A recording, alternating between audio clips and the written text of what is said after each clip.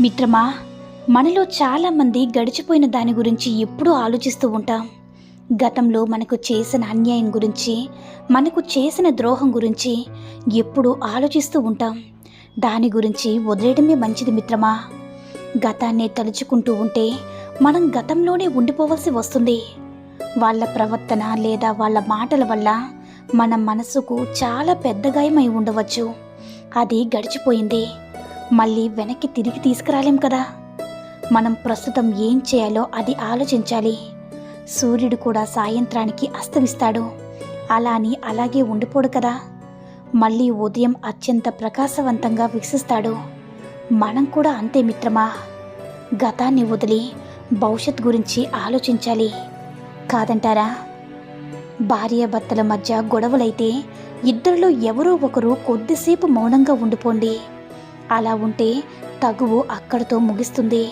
అలా కాకుండా నువ్వా నేనా అనుకుంటే తగువ అనేది ఎక్కువే అవుతుంది మిత్రమా, కానీ తగ్గదు. దీని ప్రభావం పిల్లల మీద కూడా పడుతుంది. పిల్లల చదువు మీద కూడా ధ్యాస పెట్టలేరు. మానసికంగా చాలా ఇబ్బందులు పడతారు. అందుకే ఒక్క మౌనం అన్నింటికీ పరిష్కారం. భర్తకి కోపం వస్తే భార్య, భార్యకి కోపం వస్తే భర్త మౌనంగా ఉంటే ఏ గొడవలు లేకుండా హాయిగా ఉండొచ్చు మిత్రమా. ఒక మాట చెప్పన మిత్రమా, ఇంట్లో ఉండే ఆడవాళ్ళకి అస్సలు విలువ అనేది ఉండదు. ఇటు కట్టుకున్న భర్త దగ్గర విలువ ఉండదు, అటు కడుపున పుట్టిన వాళ్ళ దగ్గర విలువ ఉండదు.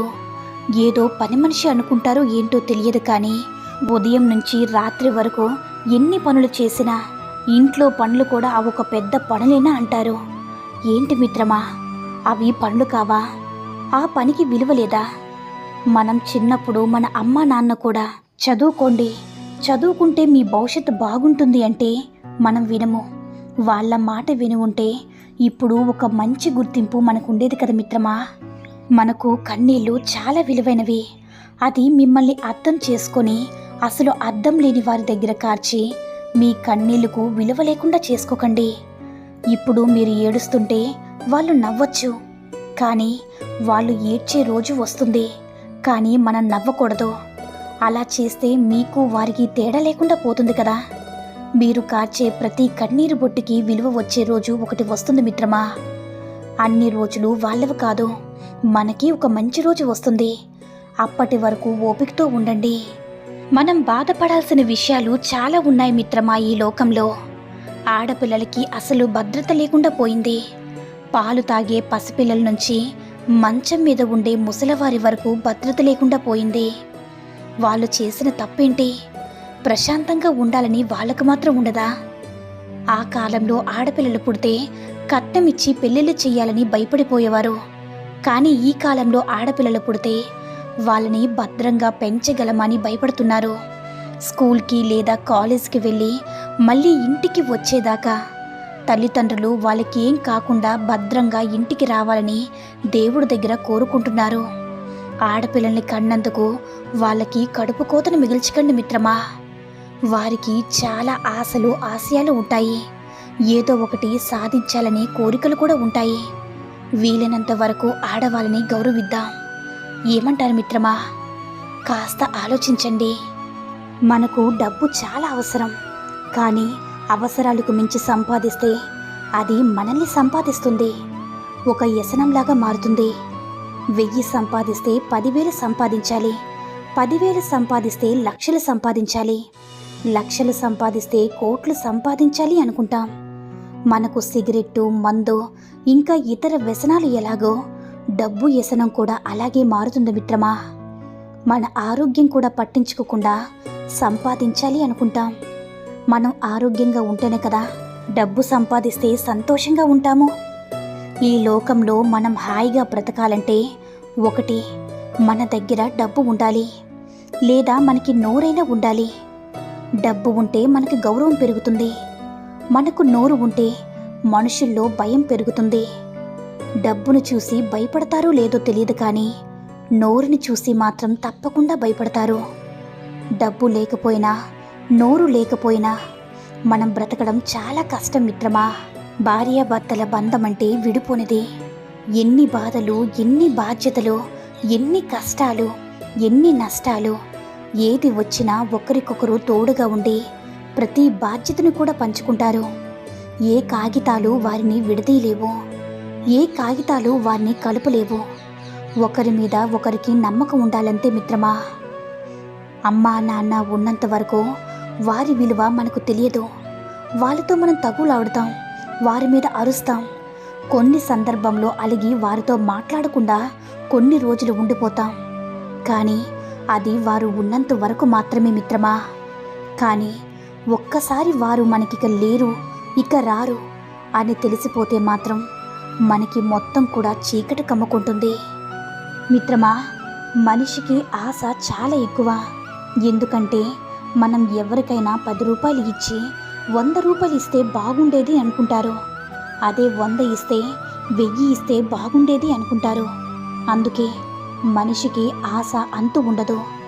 మనిషికి ఆశ ఉండాలి కానీ అత్యాశ ఉండకూడదు. మనం ఆశపడాలి కానీ ఎప్పుడూ మన జీవితంలో ఎదగాలని ఆశపడాలి. ఏదో ఒకటి సాధించాలని ఆశపడాలి. మనకి ఒక గుర్తింపు రావాలని ఆశపడాలి. అంతే తప్ప ఎప్పుడు కూడా అత్యాశ పడకండి. జీవితంలో ఎప్పుడు కూడా మనం పైకి రాలేము. కాస్త ఆలోచించండి మిత్రమా. ఎవరితోనైనా స్నేహం చేస్తే ఎన్ని తగాదాలు, ఎన్ని విభేదాలు వచ్చినా, ఎన్ని అవాంతరాలు వచ్చినా స్నేహితులు విడిపోరు. మనకు కష్టం వచ్చినా, మనకి సంతోషం వచ్చినా, మనసుకు బాధ కలిగినా ముందుగా గుర్తు వచ్చేది నేస్తం కాదంటారా? మిత్రమా, బంధాలు నిలబడాలంటే ఈ 3 పదాలు వాడడం మానేయాలి.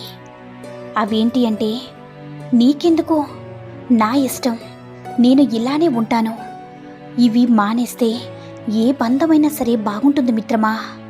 కాస్త ఆలోచించండి, అర్థం చేసుకోండి. సంపద కలిగిన వాడికి కష్టం వస్తే ఊరందరూ చుట్టాలే. అది లేనివాడికి కష్టం వస్తే అయినవాడు కూడా పలకరించడు. అవునా మిత్రమా? ఇనుమును ఎవ్వరూ నాశనం చేయలేరు. దానికి పట్టిన తుప్పే దాన్ని నాశనం చేస్తుంది. అలాగే మనిషిని కూడా ఎవ్వరూ నాశనం చేయలేరు. అతని చెడు ఆలోచనలే అతన్ని నాశనం చేస్తాయి మిత్రమా. నమ్మకం ఉంటే మౌనం కూడా అర్థమవుతుంది. నమ్మకం లేకుంటే ప్రతి మాట అపార్థమే అవుతుంది. నమ్మకం అనేది అనుబంధానికి ఆత్మలాంటిది మిత్రమా. మనస్సులో కల్మషం లేనివారు మన ముందైనా వెనకైనా ఒకేలా మాట్లాడతారు. ఒంటి నిండా విషం నింపుకుని ఉన్నవారు మన ముందు తీయగా, మన వెనకాల చేదుగా మాట్లాడతారు. చెయ్యి జారితే కంటి అద్దాలు పగిలిపోతాయని ఎంతో జాగ్రత్తగా ఉండే మనం మాట జారితే మనసు విరిగిపోతుందని మాత్రం తెలుసుకోలేకపోతున్నాము. జననానికి మరణానికి ఒక సమయం ఉన్నట్టే మన జీవితంలో జరిగే ప్రతి పనికి ఒక సమయం రాసిపెట్టి ఉంటుంది మిత్రమా.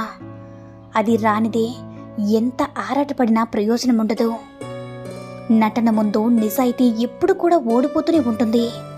కానీ నటనకు నిజాయితీ ఏదో ఒక రోజు ఖచ్చితంగా సమాధానం చెప్తుంది. మిత్రమా, మనం చెడ్డవాళ్ళం కావడానికి పెద్దగా తప్పులు చేయాల్సిన పని లేదు. మనం ప్రేమించే వారికి ఒక్కసారి అది తప్పు అని ఎదురు మాట్లాడితే చాలు, ఏం చేయకుండానే ఒక తప్పుడు మనిషిలా చెడ్డవాళ్ళమైపోతాము కాదంటారా? మొండితనం ఎక్కడ ఉంటుందంటే నిజాయితీ ఉన్న చోటే ఉంటుంది. మంచి ప్రవర్తన ఎక్కడ ఉంటుందంటే విజ్ఞత చోట ఉన్న చోటే ఉంటుంది. కోపం ఎక్కడ ఉంటుందంటే ప్రేమ ఉన్న చోటే ఉంటుంది. అవునా మిత్రమా? కోపం ఉన్న దగ్గరే ప్రేమ ఉంటుంది. ప్రేమ ఉన్న దగ్గరే అనుమానం ఉంటుంది. అర్థం చేసుకుంటే ప్రేమలా అనిపిస్తుంది. అపార్థం చేసుకుంటే అది ఒక టార్చర్లా అనిపిస్తుంది కాదంటారా? ఈ సూక్తుల్లో ఏ సూక్తి నచ్చిందో కామెంట్ చేయండి.